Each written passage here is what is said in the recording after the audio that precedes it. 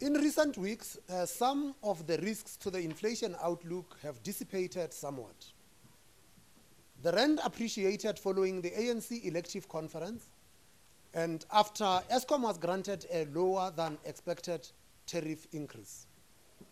While S&P Global Ratings downgraded South Africa's long-term local currency, sovereign currency credit rating to sub-investment grade, Moody's Investor Services placed the country ratings on review for a downgrade. A further downgrade, therefore, remains a risk and will depend on the government's response to the deteriorating fiscal position and commitment to credible growth-enhancing policies. Against this more positive backdrop, the inflation forecast has improved despite continued increases in international oil prices. Near-term inflation is expected to remain close to the midpoint of the target range. At the same time, domestic growth outcomes have surprised on the upside, in large part due to the recovery in the agricultural sector. Whilst there have been moderate upward revisions to the growth forecast, the outlook remains challenging. The year-on-year inflation rate, as measured by the Consumer Price Index, for all urban areas measured 4.6% in November, down from 4.8% previously. Lower food and fuel price inflation contributed to this decline. Good price inflation moderated to 3.7% from 4.1% previously, while services price inflation was unchanged at 5.5%. The bank's measure of core inflation, which excludes food, fuel, and electricity, measured 4.4% in October compared with 4.5% previously. Year-on-year producer price inflation for final manufactured goods measured 5.1% in November, up from 5.0% in October. Food price inflation moderated further to 0.9% due to strong base effects from lower agricultural prices. Meat price inflation, however, remains elevated as the adverse effects of the recent drought continue to be felt. The inflation forecast generated by the bank's quarterly projection model, the QPM, shows some improvement since November. The average forecast for 2017 is unchanged at 5.3%, but has been revised downward for 2018 and 2019 to 4.9% and 5.4% from 5.2% and 5.5% previously. Inflation is expected to average 5.5% in the final quarter of 2019. The lower turning point of the forecast is still expected in the first quarter of 2018, but has been revised down from 4.7% to 4.4%. The main drivers of the more favorable forecast were the stronger exchange rate and lower electricity price assumption, following the 5.23% electricity tariff increase granted to Eskom by NERSA. This adjustment takes effect from July, when a 6.0% increase is assumed in the CPI compared with 8.0% previously. The assumption for mid-2017 remains unchanged at 8.0%. These effects are countered to some extent by upward adjustments to the international oil price assumptions, as well as by the impact of the sugar tax on food prices. This tax is expected to increase food price inflation and headline inflation by 0.6 and 0.1 percentage points respectively in the year following its expected implementation in April. Food price inflation is now expected to average 5.2% and 6% in 2018 and 2019, up from 4.5% and 5.9% previously. The core inflation forecast is unchanged at 4.8% for 2017, but has been adjusted down to 4.6% and 5.1% in 2018 and 2019 from 5.1% and 5.3% respectively. Whereas previously a lower turning point of 4.6% was expected in the final 2 quarters of 2017, a low of 4.4% is now expected in the first quarter of 2018. The improved forecast for core inflation is driven mainly by the stronger exchange rate, which is expected to impact favorably on core goods inflation. Higher wage pressures, by contrast, are expected to keep core services inflation more or less unchanged. The closing output gap also reduces the degree of downside pressure on inflation. Average inflation expectations for 2018, as reflected in the survey conducted by the Bureau for Economic Research in the 4th quarter of 2017, declined marginally from 5.8% to 5.7%, but remain close to the upper end of the target range. Average expectations for 2019 were unchanged at 5.9%, as were average 5-year inflation expectations at 5.6%. These moderate moves marks larger adjustments compared with the 3rd quarter survey, with business people revising expectations higher over the 2 years, offsetting the downward adjustments by trade union officials. The expectations of market analysts, which are reflected in the Reuters Econometer survey conducted in January, also show a slight improvement since November. The median forecasts for 2018 and 2019 have declined by 0.1 percentage points to 5.1% and 5.4%, whilst the forecast for 2020 is 5.5%. Inflation expectations implicit in the inflation-linked bond yields have declined, with the 5-year break-even inflation rate declining to 5.4%. The global growth outlook remains positive and remains synchronized, although uneven across regions. However, some moderation in growth is generally expected in 2019. Growth in the US is expected to be given a boost by the proposed tax reforms, but the extent of this is still unclear. The euro area recovery also appears to be sustained, with a persistent decline in the unemployment rate amid a broad-based firming of fixed capital formation. The recent positive momentum in Japanese growth is also expected to continue. These favorable conditions are expected to have a positive spillover effect on emerging markets in general, with upward growth revisions in most regions, although less so for Latin America and Africa. Commodity exporters are also expected to benefit by the recovery in commodity prices. Consensus forecasts suggest that growth in China will be sustained at current levels, despite continued financial stability risks. Global inflation trends, by contrast, remain subdued, although there are indications of emerging upside pressures, driven in part by higher energy prices. Core inflation pressures are also becoming evident in the US in particular, and are expected to intensify gradually should strong growth and labor market tightness persist. Monetary policies in the advanced economies, particularly in the US and in the UK, are expected to maintain a tightening bias, whilst the pace of withdrawal of monetary accommodation in the euro area and Japan is expected to be slow. These trends should help sustain capital flows to emerging markets.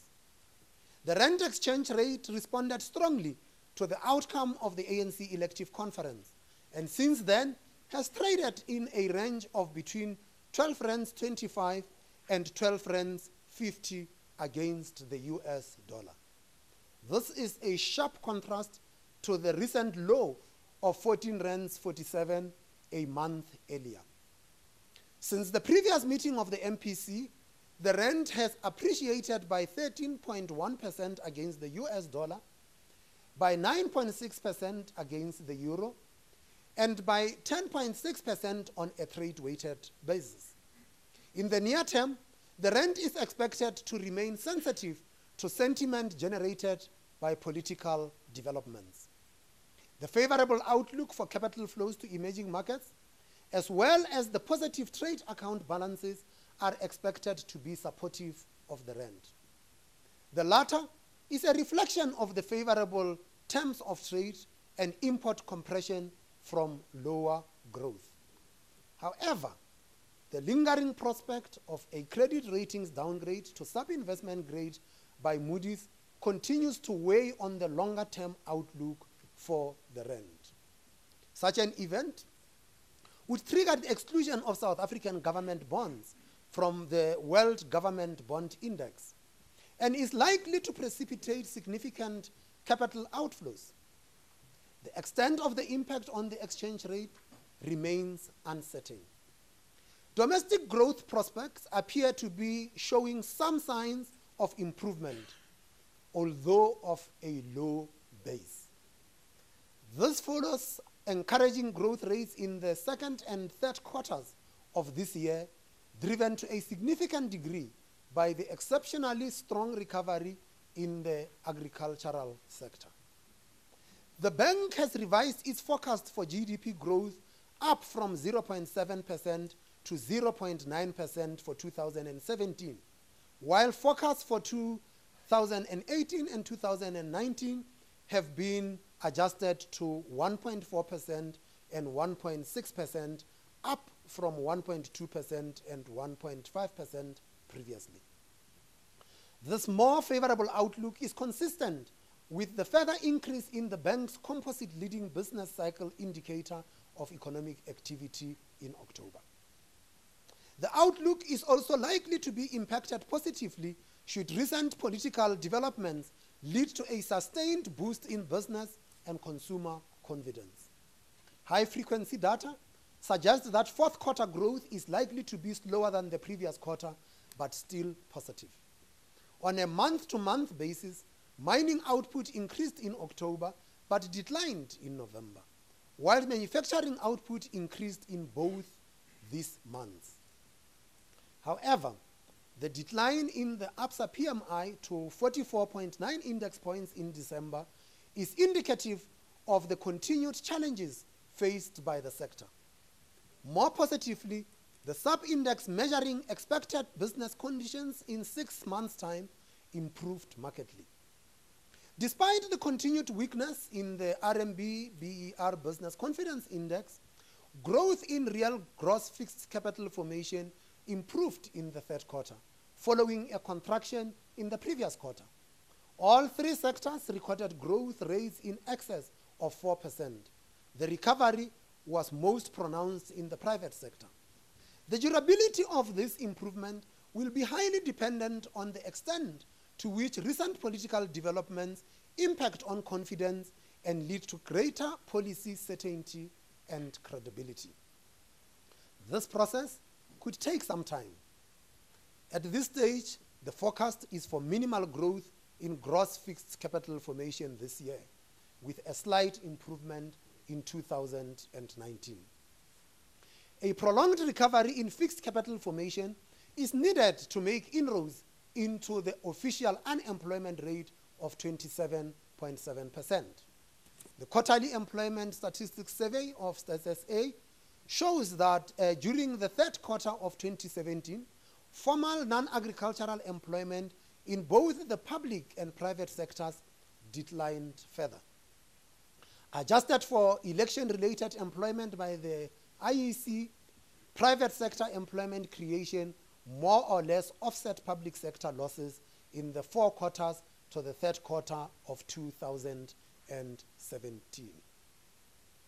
Growth in real final consumption expenditure by households decelerated to an annualized rate of 2.6% in the third quarter, but was characterized by a sharp increase of 19.9% in expenditure on durable goods, mainly motor vehicles. Some moderation in consumption expenditure growth is expected in the fourth quarter following weaker motor vehicle sales. However, the strong Black Friday effect evident in the November retail trade sales may moderate the extent to this slowdown. Despite being relatively constrained, the outlook for household consumption expenditure has improved, with annual average real growth rates of around 1.3% expected over the forecast period. This category is expected to be the main driver of GDP growth in the short to medium term. Although consumers are likely to be adversely affected by possible further tax increases, expenditure is expected to be underpinned by lower inflation and positive real wage increases. Growth in bank credit extension to households remains weak, but has trended slightly higher in recent months. Much of this increase reflects growth in installment sale financing consistent with improved motor vehicle sales. Growth in credit extension to the corporate sector, whilst more robust, has been on a downward trend for some time. Wage pressures are expected to continue to contribute to inflation persistence. Growth over 4 quarters in nominal remuneration per worker in the formal non-agricultural sector increased from 6.3% in the second quarter of 2017 to 6.8% in the third quarter. However, adjusting for labor productivity, growth in nominal unit labor costs declined from 6.1% to 5.5%. Average nominal remuneration increases are expected to remain above 6% over the forecast period. International oil prices have continued their upward trend to current levels of around $70 per barrel for Brent crude oil.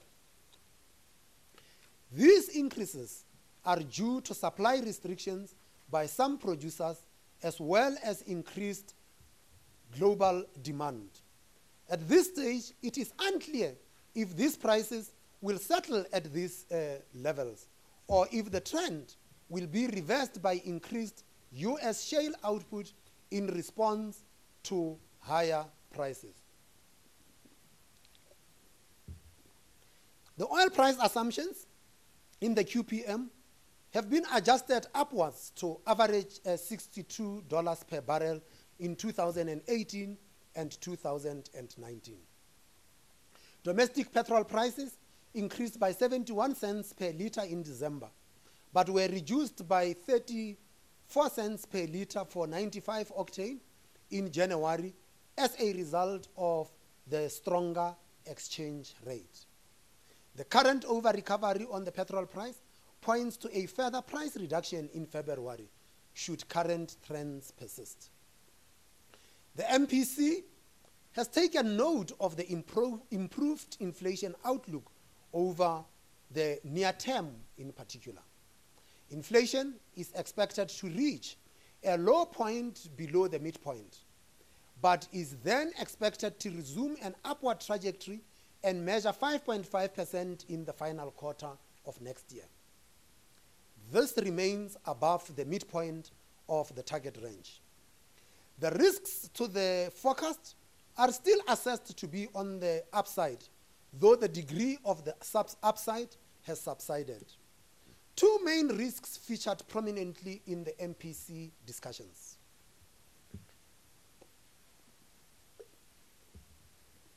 The first is the prospect of a sovereign credit rating downgrade, which would result in 3 major ratings agencies rating South Africa's local currency debt as sub-investment grade.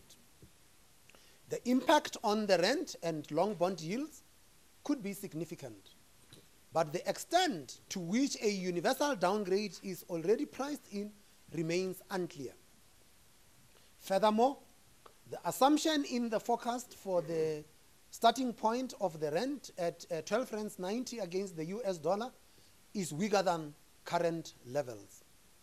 The response of government to the intensifying fiscal challenges in the upcoming budget will be key to avoiding this event.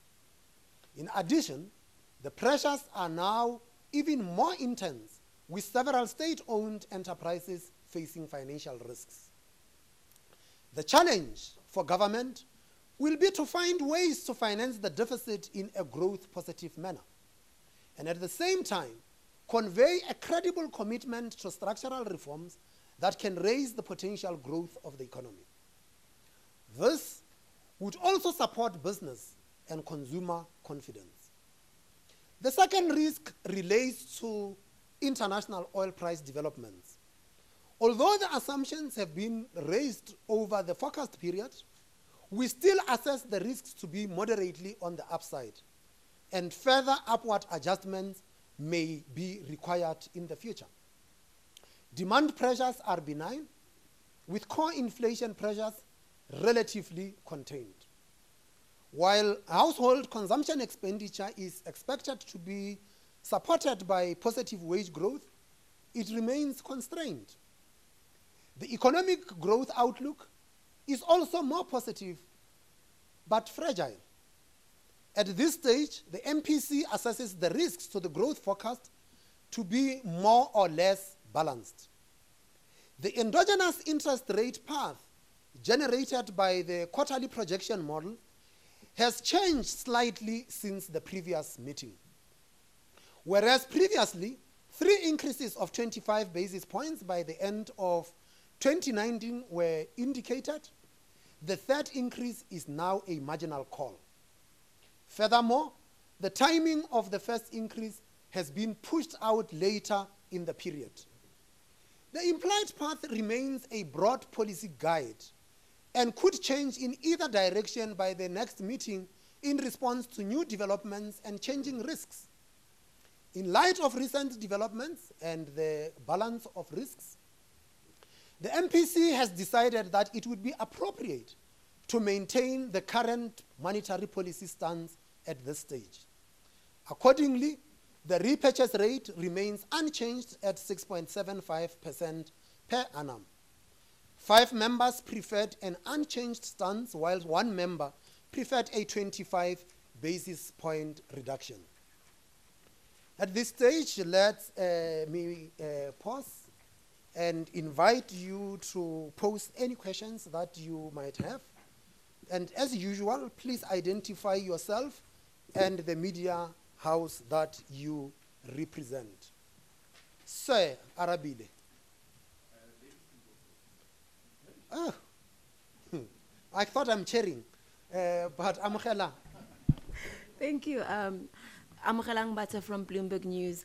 Governor, you said a cut was discussed or raised by at least 1 member of the MPC. Given that the outlook has, improved, could we see a cut sometime this year? We know that the model projected 3 rate increases this year, but is it possible for us to see a cut sometime this year if the current sentiment remains? Governor Arabile Kumete from Bloomberg News. I'd like to start off by commending you, firstly, on the appointment of your 7th MPC member who will begin at the next meeting as well. I'm one that is quite happy with that one. But my question really is just, you've said that the inflation rate itself will go down to 4.4%, but then continues a trajectory that goes higher. Would it be fair then to say that it is because of the sustained, of the lack of a sustained low or midpoint inflation that you aren't cutting rates at this point? What do you mean? So the is lack it of because sustained midpoint? so that inflation does not remain at the midpoint for a sustained period of time?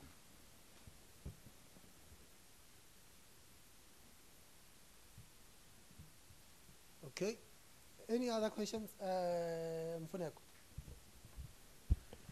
Good day, Governor. I'm Mfuneko Doyana from Reuters News. 2 questions, please. First question is, are you concerned about the recent levels of volatility in the exchange rate? And if so, would you say that they're out of the ordinary? And how do they impact your assumptions overall?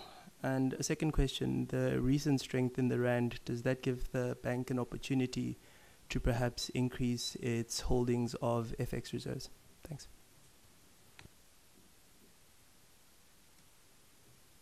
One more.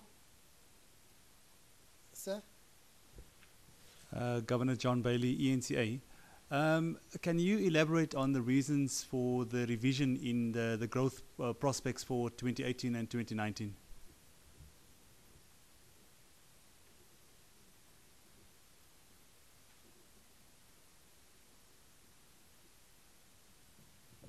Okay. Amogelang, the improved outlook and whether we can look forward to a cut later in the year. Yes, improved outlook, maybe can we look for a hike later this year, or could we look at rates staying the same later this year? Each one of those 3 decisions is still a decision. And at this meeting, the decision was to keep the monetary policy stance the same. At the next meeting, we will assess the data and the outlook and the trajectory, and based on that, we will decide whether we hold, we cut, or we hike. So we will take every meeting as it comes, but as usual we would say that we remain data dependent. So if you want to know what is going to happen later in the year, I invite you to the press conference later in the year, and then you will know for sure what gets done at that meeting. Arabile, your question was a little bit confused, but you said the inflation. Yes, inflation, we said that at the moment, for the quarter this year, first quarter of 2018, we expect it to be at 4.4%. It will be below the midpoint. We expect it to then rise later on, and it rises to 5.5% later in the 5.5% into next year. So now, the point here is that, like we said before, yesterday's inflation and today's inflation means nothing for the monetary policy stance going forward. What matters is expected inflation. Our forecast shows that inflation will creep up. The market expectation is for inflation to creep up. Inflation expectations surveyed by BER shows that their expectations of price setters remain bubbling towards the upper end of the inflation target range, although they had come down somewhat to about 5.7%. We would prefer to see those expectations anchored closer to the midpoint of the inflation target range. Now you then asked, is it that the reason you didn't cut is because you do not see inflation sustain? Well, we spelled out so many reasons that explained the stance that we had taken, including the risks that we are actually seeing in the horizon. And based on that assessment on the balance of risks, we decided to go with the stance that we have taken. Mfuneko, volatility of the exchange rate, well, we will always be concerned about the volatility of the exchange rate. Whether it is volatility in the currency depreciating or is the volatility with the currency appreciating. What decision makers in the economy would like to see is a stable exchange rate. And by that, as policymakers, we would prefer a stable, real effective exchange rate. So many of you, when you talk of the volatility, you all watched the bilateral exchange rate between the rand and the dollar.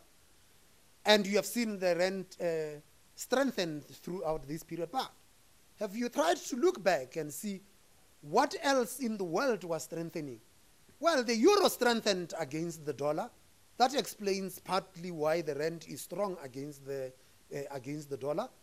Commodity prices are up, and commodity exporting economies benefit from that, and their currencies had appreciated. However, if you looked at the rand against those other currencies, you will find that the rand had appreciated at a faster pace. And the reason that had been is once again because of our own idiosyncratic factors. Previously, it was because there was so much uncertainty. But getting into December and early into the year, it looked like there was a positive response to political developments in the country. So the currency appreciated faster than the other comparable currencies. Does the strength provide an opportunity for us to accumulate reserves? We always look for an opportunity to accumulate reserves.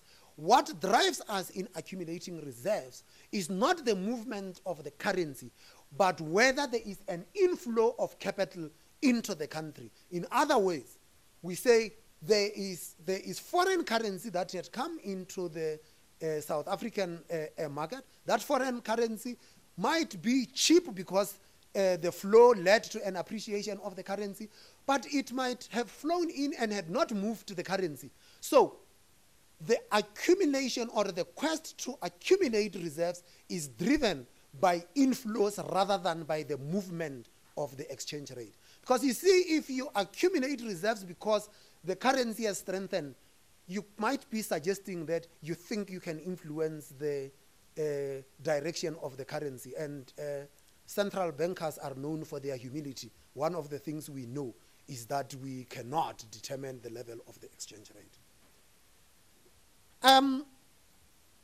What had led to improved growth prospects?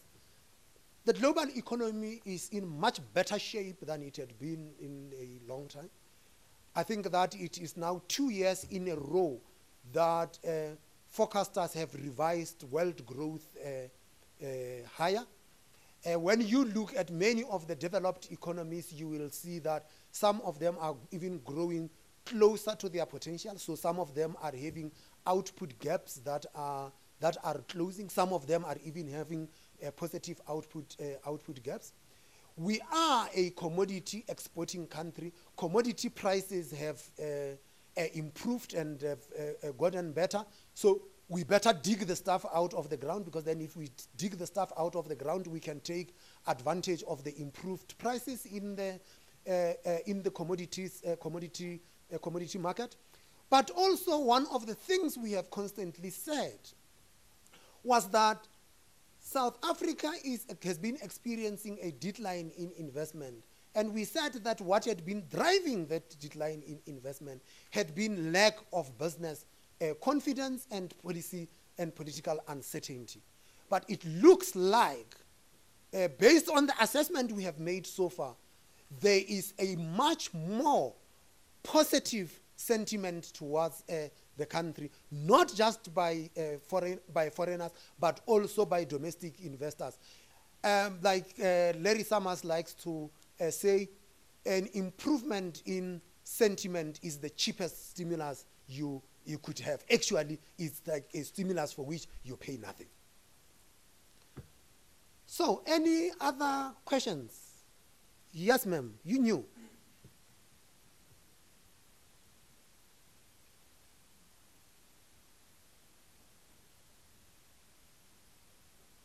Use the other mic.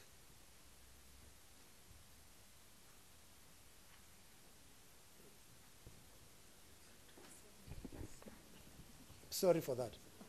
Any other hands? No, continue, ma'am. Good day, Governor. Tulabana Mhlanga from the Mail and Guardian. I just want to find out, to what extent did the MPC consider the change in the ANC presidency in its forecast?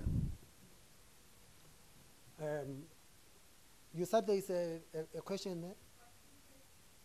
We've got two questions here they're similar, from Peter and Gift. Governor, can you please comment on the financial stability risks from Eskom into the SA banking system? Mr. Minele is coming your direction. Yes, you said there are two, and the other one? It's the same question from two different people. Oh, the same question from two different people. Whilst I deal with the question of Thuli, you can check your electricity tariffs. Thuli, I employ very clever people, and their job is to crunch numbers. They're not particularly good in projecting where the politics are going. So we just take it as it is, to say the political environment is what it is. What has it led to? Well, so far it looks like it led to an improvement in business sentiment. And you say, oh, there is improved business sentiment. We will feed business sentiment and those things into our forecast. The politics is not a trade that we apply as a central bank. Minele? Okay, my microphone also doesn't work. I guess the first thing to sort of indicate is that it is not something that the MPC discussed during its deliberations. However, we did allude in our statement to the challenges that state-owned enterprises are facing and how that could have knock-on effects onto the sovereign that could affect the risk that we're talking about in relation to sovereign rating downgrades. Our banking system is, of course, exposed to Eskom, and the issues around how that would unfold if there were to be challenges there is something that we would assess with the banks. But as far as their overall risk management processes are concerned, we are comfortable that they have managed the risks adequately. But if any issues arising out of state-owned enterprises would result in systemic risks coming to the fore, that would need to be dealt with in terms of our framework of managing systemic risk. Thank you. Arabile. Sorry, Governor, just a final one. In the same vein, would you then be worried about the impact of Steinhoff on South Africa's banks, especially considering that the United States itself lost around 1 billion rand, just their banks, with regards to the same company? So would you be worried at all about Steinhoff?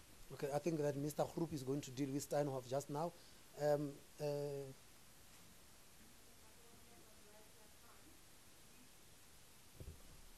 Do you have any concerns around the calls for the SARB nationalization? And then the second one is from Don Sedge. What message does the SARB wish to convey by publishing the repurchase rate as indicated in the QPM? This forecast seems at odds with market pricing. Who is that? Don Sedge. From where? Everybody says where they are from. Anonymous. Well, if they are anonymous, we don't answer anonymous questions here. But I will check if any member of the panel here. Okay, Rashad, I think since you are such a nice man, you can help him, even if we don't know who he is. Okay, and Razia Khan, okay, we will come to Razia Khan last because it was not discussed in the MPC. Groep and then Kasim.